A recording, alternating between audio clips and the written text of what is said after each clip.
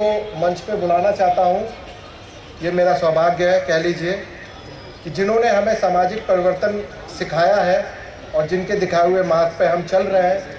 पैगाम के राष्ट्रीय निमंत्रक आदरणीय वीएन बाग साहब, जो परिचय के इस मोहताज नहीं है इस पंडाल में, पैगाम के हर कार्यकर्ता छोटे से बड़े सब उन्हें जानते हैं। तो जोरदार तालियों से स्वागत कीजिए आदरणीय वीएन बाग साहब का।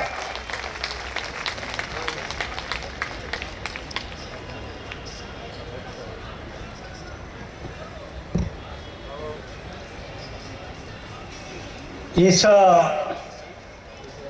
अधिसंख्य एकता पर जो राष्ट्रीय महाअधिवेशन हो रहा है, उसमें जो अतिथिगण उपस्थित है, प्राध्यापक डॉक्टर जी मोहन गोपाल, जो कि न्यायपालिका के जो उच्च स्तर है जैसे हाई कोर्ट, तो उनके न्यायाधीशों को पढ़ाने वाले गोपाल जी है। दूसरे अतिथि जो है पैगाम संस्था के संस्थापक और मेरे गुरु,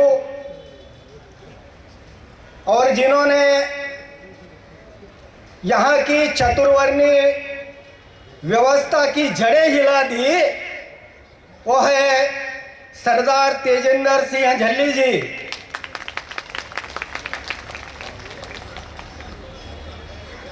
दूसरे अतिथि अभी आपके सामने बात करके गए, न्यायमूर्ति वी ईश्वरैया, जो पिछड़ा और अति पिछड़े जातियों को न्याय दिलाने के लिए अपनी जान की बाजी लगाकर पूरे देश में घूम रहे हैं। और जो इस मंच पर उपस्थित नहीं है और जिनको मैं मेरा गुरु मानता हूँ, वो है संदीप केशकर जी, जिन्होंने ये दिल्ली राजनीति का अड्डा था, वहाँ पर सामाजिक परिवर्तन की जड़ें मजबूत करने में बहुत कामयाबी हासिल की है, ऐसे संदीप जी। दूसरे अतिथि है न्यायमूर्ति वीरेंद्र सिंह यादव जी। अपने बुद्धिमानी के बल पर उन्होंने उच्च न्यायपालिका में, हाईकोर्ट इलाहाबाद में पद, जस्टिस का पद हासिल किया। और बहुत सारे अतिथिगण मंच पर उपस्थित है, जिसमें रिटायर्ड डिस्ट्रिक्ट जज भी है और अन्य मान्यवर अतिथिगण हैं।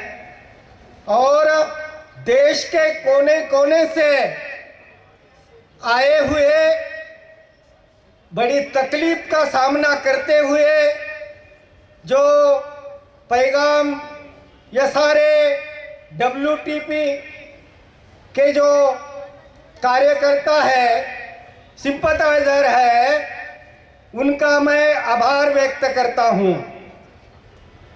और मेरी बात को शुरू करने के पहले मैं जो 1 साल से ज़्यादा समय तक किसान आंदोलन चलते रहा दिल्ली बॉर्डर के ऊपर, और जिस आंदोलन में 700 से ज़्यादा किसानों ने अपनी शहादत दी, उनके लिए मैं श्रद्धांजलि अर्पित करता हूं, क्योंकि यहाँ के जो सत्ताधीश है उन्होंने श्रद्धांजलि अर्पित करना चाहिए थी, क्योंकि वो सच्चाई के लिए लड़े और सच्चाई के कारण सरकार को उनके सामने अपने घुटने टेकना पड़े। तो मैं उन जिन्होंने शहादत दी उनको नमन करता हूं, क्योंकि यहाँ के सत्ताधारी जो है ये श्रद्धांजलि किसको अर्पित करते हैं कि जो झूठी बातें हैं। आप देखते होंगे कि कुछ दिन पहले 2001 में पार्लियामेंट के ऊपर जो हमला हुआ था, तो उसको लेकर जो है ये फर्जी हमला मैं बोल रहा हूं, तो उनके जो लीगल हेयर्स थे मरे हुए, जो मारे हुए उधर लोगों के, तो उनकी वो श्रद्धांजलि अर्पित करने के लिए लोग उधर इकट्ठा हुए थे अभी 2-4 दिन पहले। लेकिन ये 2001 का पार्लियामेंट के ऊपर जो हमला हुआ, तो उससे जॉर्ज फर्नांडिस डिफेंस मिनिस्टर थे, उनके ऊपर शवपेटी का जो घोटाला किया, उनके चार्ज में सरकार गिरने वाली थी, लेकिन पार्लियामेंट के ऊपर हमला होने के कारण बच गई। तो इसलिए वो श्रद्धांजलि देते हैं। दूसरी श्रद्धांजलि अर्पित करते हैं तो वो है 26/11/2008 जो मुंबई पर दहशतवादी हमला हुआ और जिसमें एटीएस प्रमुख महाराष्ट्र के हेमंत करकरे, जिन्होंने साध्वी प्रज्ञा सिंह जो आज मेंबर ऑफ पार्लियामेंट है उनको अरेस्ट किया था, लेफ्टिनेंट कर्नल प्रसाद पुरोहित, और ऐसे 10 लोगों को अरेस्ट किया था मालेगांव बम ब्लास्ट में। तो वो 26/11 के हल्ले में मारे गए। तो ये बातें जो है मैं क्यों कह रहा हूं कि श्रद्धांजलि ये जो लोग देते हैं, ये जो झूठ है, तो झूठ छुपाने के लिए ये श्रद्धांजलि देते हैं। ये हमने ध्यान में रखना चाहिए। जो सत्य के लिए लड़ते हैं, मरते हैं, उनको श्रद्धांजलि नहीं मिलती इधर। तो इसको लेकर जो है हमने आगे बढ़ना है, इस बात को ध्यान में रखते हुए आगे बढ़ना है। तो दूसरी बात जो है,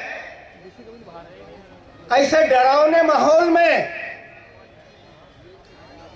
देश से इतने लोगों को, इतने कार्यकर्ताओं को दिल्ली में बुलाया, ऐसे पैगाम के देश भर के कार्यकर्ता और स्पेशली दिल्ली यूनिट के कार्यकर्ताओं को मैं बधाई देता हूं। अभी समय तो कम है, फिर भी मेरे ऊपर जो जिम्मेवारी दी है कि सामाजिक परिवर्तन क्यों जरूरी है, तो सामाजिक परिवर्तन इसलिए जरूरी है कि यहाँ पर जो हमारी मूल समस्या है चतुर्वर्णीय व्यवस्था, इसको अगर समाप्त करना है तो सामाजिक परिवर्तन के बिना यहाँ की चतुर्वर्णीय व्यवस्था समाप्त नहीं हो सकती है। इसलिए ये सामाजिक परिवर्तन जरूरी है। हम देखते हैं कि अभी इधर वक्ता ने बात की कि सत्ता जो है, ये सत्ता कुछ नहीं है। सत्ता तो आपके पैर चूम सकती है, जब आप सामाजिक परिवर्तन का आंदोलन जो है जान की बाजी लगाकर लड़ेंगे तो सत्ता आपकी पैर चूमेंगी, क्योंकि बाबा साहब डॉक्टर अंबेडकर कहते हैं कि political revolution always follow social revolution. पहले सामाजिक क्रांति होती है और उसके पीछे पीछे राजनीतिक क्रांति आती है। तो इसलिए पहले क्या चाहिए? पहले चाहिए सामाजिक परिवर्तन, और ये जो सत्ता है ये सामाजिक परिवर्तन का एक बाय प्रोडक्ट है, उप उत्पत्ति है, इसका कोई अलग से स्टैंड नहीं है। सत्ता ये सामाजिक परिवर्तन के पीछे पीछे आएगी।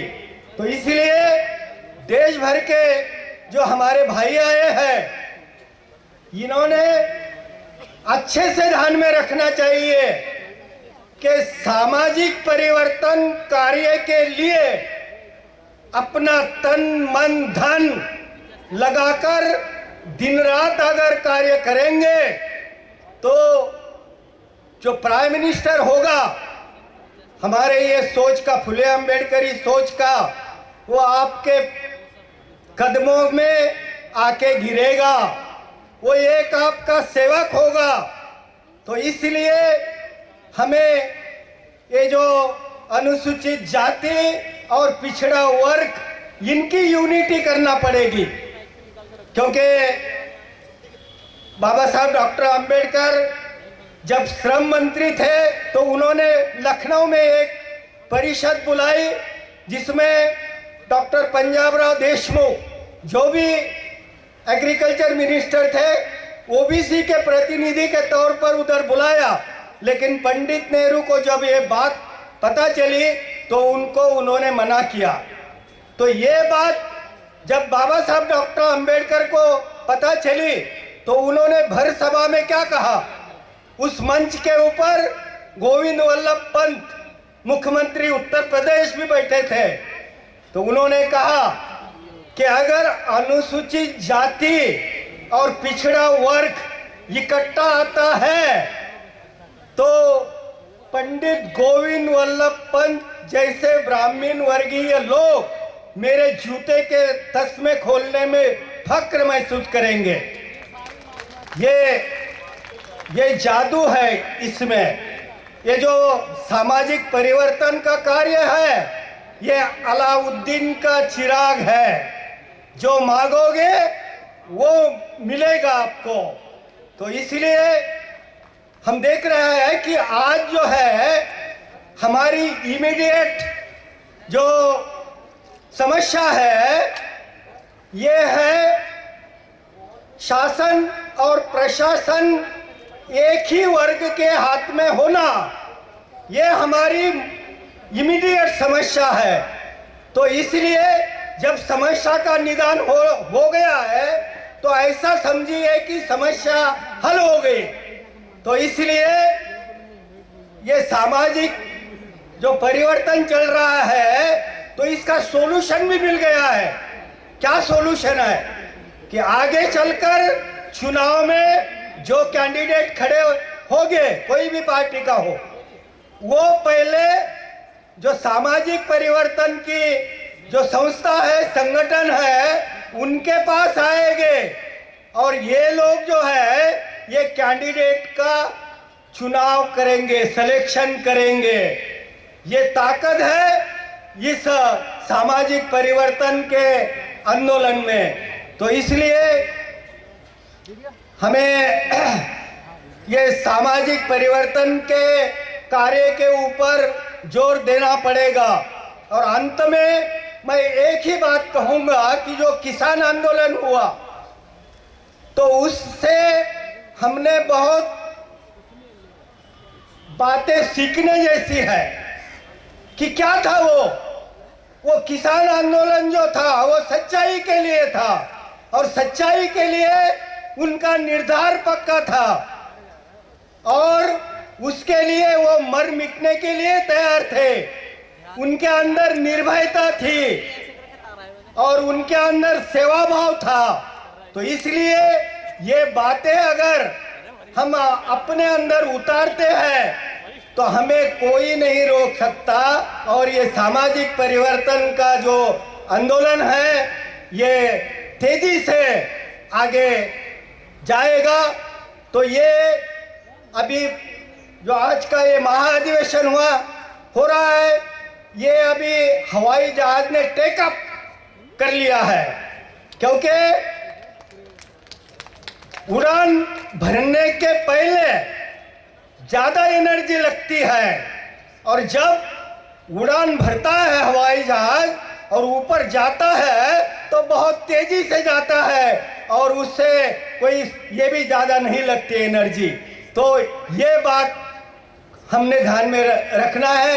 इतनी ही बात को मैं आपके सामने रखकर आपकी रजा लेता हूं। जय भारत।